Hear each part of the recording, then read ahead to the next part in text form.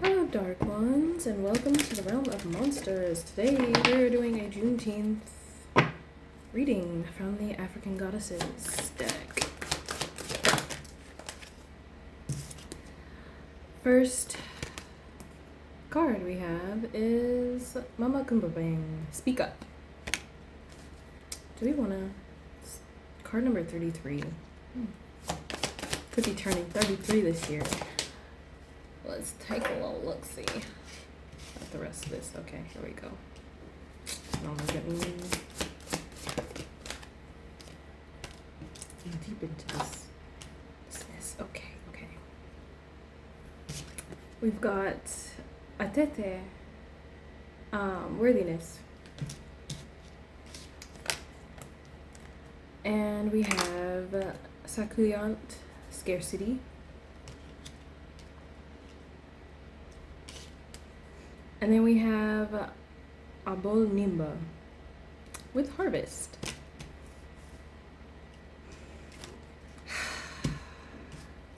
This is very interesting. It's like this energy of like speaking life into yourself is what I'm seeing with this Mama Kumbabaya. It suddenly got hot in here. Energy. And like I'm feeling like I'm suddenly on fire now. So yeah, the ancestors really coming through here. Yeah. Speak life into yourself. With, you know, worthiness being here, it's like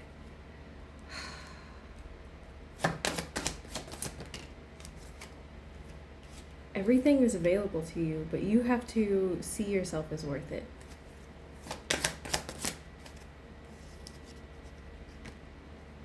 Okay, so the clarifying card for worthiness is the Four of Swords. So meditation could be significant, deep introspection, and soul searching. Kind of like getting to your internal core. And I'm seeing these birds as like the ancestors, like communing with the ancestors. Because with this being, you know, a Juneteenth reading, specifically,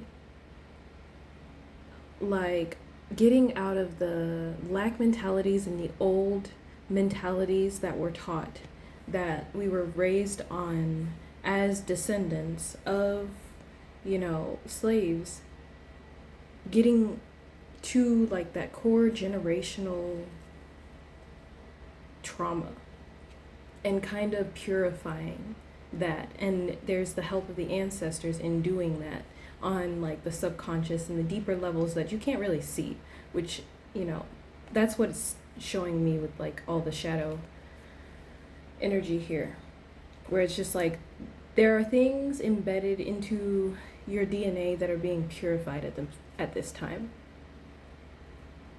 And like for me, the swords represent, you know, clarity, communication, you know, that kind of energy, kind of cutting through the noise and the bullshit to get to the truth.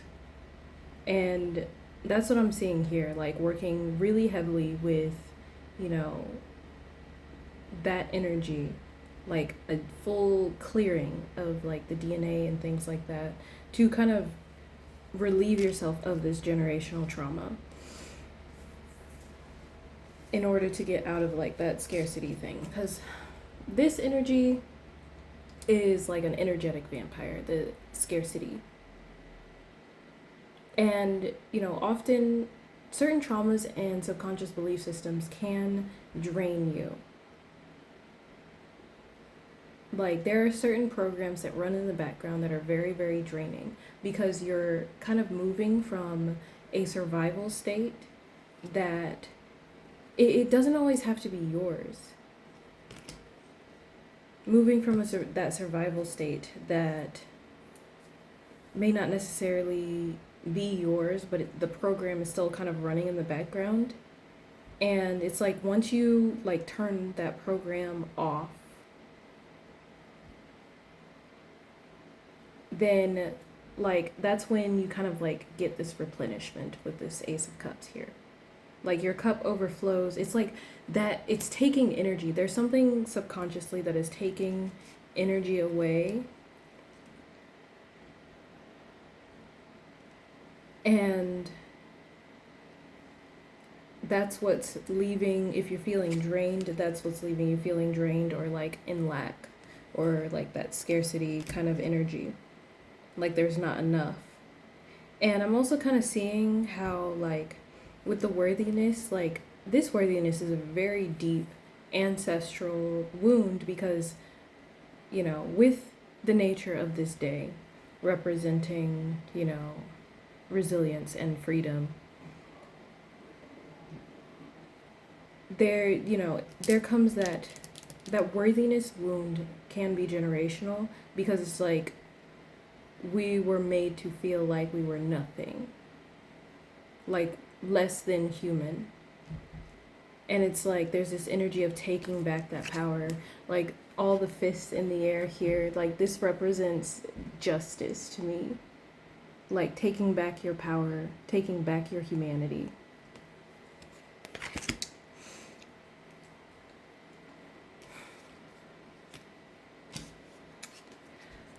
And then with the final card, Harvest, we have the 10 of Pentacles. If these cards don't align so wonderfully and so perfectly together, I don't know what. Because this gives like fulfillment, like even like material fulfillment. There's like an overflow, especially with the Ace of Cups here. Like there's this pouring in, this pouring out, this overflow.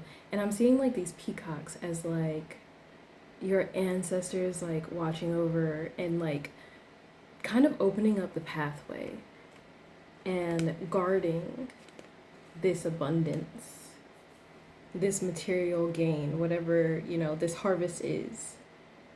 There's like, especially here, like there's like 3 energies here too. Dancing is definitely significant. Dancing kind of moves energy in a way that is special, magical. Looking back at this card, it kind of reminds me of the grandmother from Moana, where she was at the sea and she was kind of like dancing with the waves. Like that kind of energy, that opening up that flow. Dance is kind of like that, imitate the water, is like what I'm seeing. Something that flows. Maybe even like lots of like long flowy fabric. And so these things can open up pathways. The energy of joy that comes from dancing. Like music is magic itself. And so with that, then, you know, that adds to it even more so. So any kind of movement to music, especially anything, you know, speaking of abundance and healing is what I'm seeing here. I feel like a whole lot of love coming from like the ancestral realm. It's like we are here with you. Like if you felt like you were alone, you're not. You're not. Like I'm feeling very powerful, very loving energy coming through here. So anyways, I hope that helps. May you be free and abundant from now to the rest of your days. I hope that helped. The darkness in me recognizes and honors the darkness in you. Love you. Bye.